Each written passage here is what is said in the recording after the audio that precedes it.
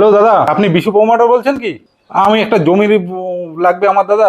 अच्छा হ্যাঁ, পরিবেশ ভালো চাই আর রোডের পাশে চাই। ठीक है হ্যাঁ হ্যাঁ হ্যাঁ, দামের ব্যাপারে আপনি ভাববেনই না। समझ गया 15-16 লাখ টাকা কোনো ব্যাপারই না। আপনি শুধু আমাকে ভালো একটা জমি দেন। এর জন্যই চাইছি, আমি যে বাড়িতে থাকি আমার গাড়ি ঢুকবে না। আপনার জমিতে বাড়ি করে আমি নতুন গাড়ি কিনবো। হ্যাঁ, 2 দিন পরে কিনবো, দেখতেই পারবেন। হ্যাঁ, রয়্যাল এনফিল্ডের শোরুম থেকে বলছেন?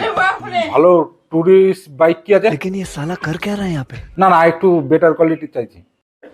ও হিমালয়ান, হ্যাঁ ওটা তো খুবই ভালো গাড়ি। হ্যাঁ, ওটা বুক করে দেন তাহলে। বাবা খুব ভালো, নিজেরটা তো সব হয়ে যাচ্ছে আর আমারটা কি মুড়ো? লটারি কেটেছি আমি, টাকাও আমার। আমি কি করব না করব আমি বুঝি। আমি এত বছর তোমার সাথে ভিখারি মতন সংসার করে আসলাম, এই পাড়ার সবার সোনা গয়না আছে, আমার একটাও সোনা গয়না নেই। সারা জীবন সিটি গোল্ডকে ব্যবহার করে আসলাম, আর এখন তুমি জমি কিনছো, বাইক কিনছো, আমাকে সীতাহার বানিয়ে দিতে হবে।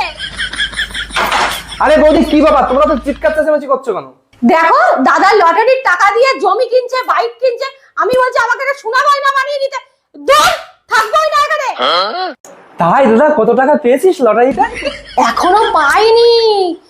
সকালবেলা দাদা যে বাজার দিয়ে লটারি কেটে এসেছে, যদি ফার্স্ট প্রাইজ বাদে 1 কোটি টাকা, দোকানদার ফোন করবে বলেছে।